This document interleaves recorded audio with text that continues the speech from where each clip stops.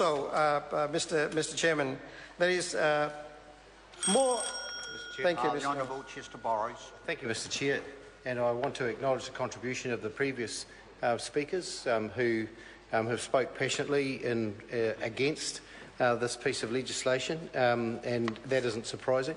The contribution from Sue Moroney and from Jacinda Ardern and Dr. Prasad has indicated, the long history that they have had in working in this area, and particularly in Dr. Prasad.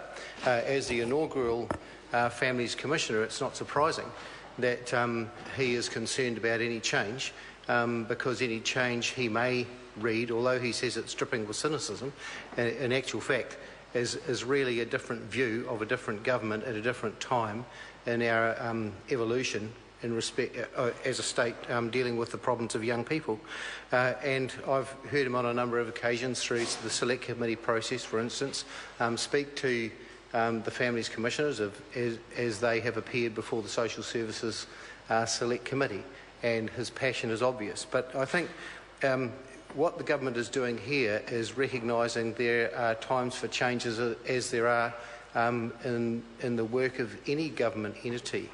And I can't help but note here that although we know that the Labor believe that the proposed changes continue an agenda to fundamentally alter the Commission so that it becomes something closer to a government ministry, which is pretty much what he's said, it seems a little inconsistent with Labor's own policy, which is to replace the Commission and to create a ministry for children. So if the concern is about doing away with a Commission and to do something that is more in line with government, then isn't that exactly what Labor would intend to do by dissolving the Commission and turning it into a ministry for children?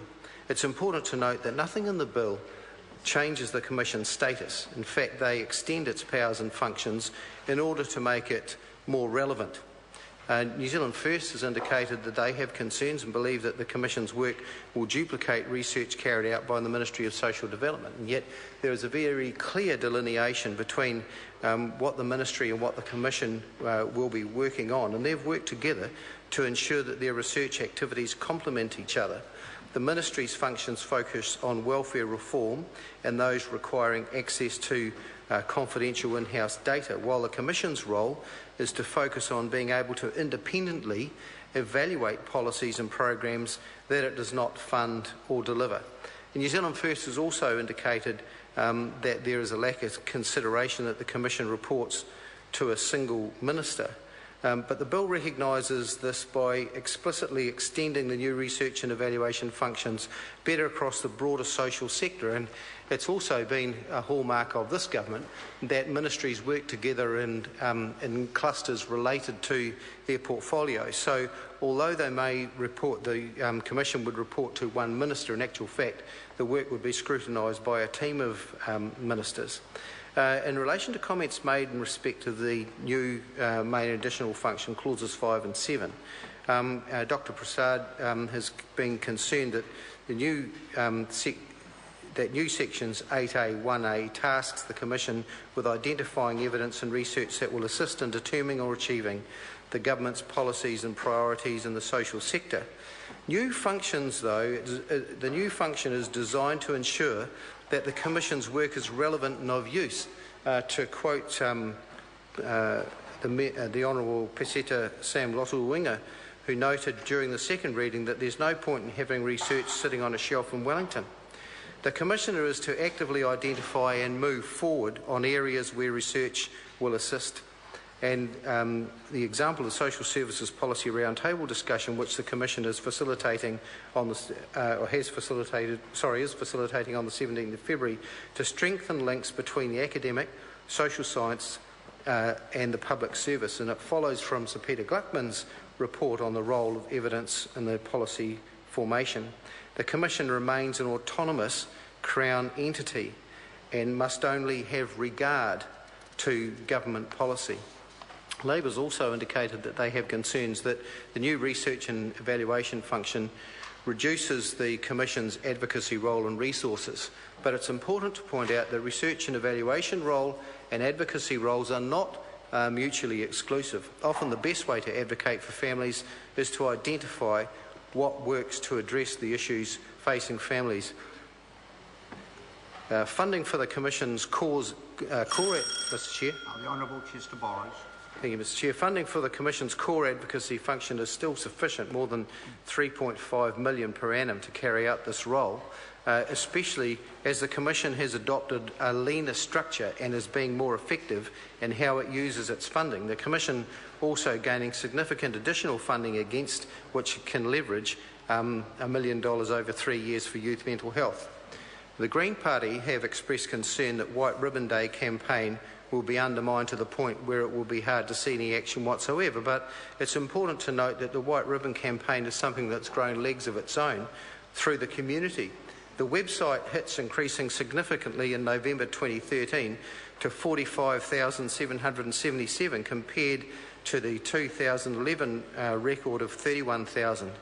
The pledge page received 4,081 visits, with 1,040 of those visitors going on to complete the pledge form, an uptake rate of 25.5%. And Facebook likes rose from 8,200 to 14,700 in November, which shows that indeed the White Ribbon Day movement has grown a life of its own, which is exactly where the promoters of it would like it to be. There's been concern expressed about lack of independence and a fit with the social report, but the Commission is confident that usefulness of this next report will be self-evident, and they consider an improvement on the 2013 report, which will identify useful areas for further work. Minister Dunn is to be briefed on this, and hopefully he will speak to it at some stage during the course of this committee stage. There have been concerns from opposition parties that changes have been described to clauses 10 and 11 are confusing and poorly understood. Labor's claimed that they will result in power effectively residing in the Chief Executive, but it's important to point out that there's a need to emphasise that apart from changing the title for all but one member of the Commission, nothing else in the legislation changes. The number of members remains the same between 3 and 7, and duties and responsibilities are also unchanged from those set out in the Crown Entities Act. The main effect of the change in the title is that it reiterates that members of the Commission are to concentrate on their board member role. This has been happening for a number of years without most current members averaging less than 30 days a year. With most current members averaging less than 30 days a year on Commission business, compared to up to 100 per year when the Commission was established in 2004.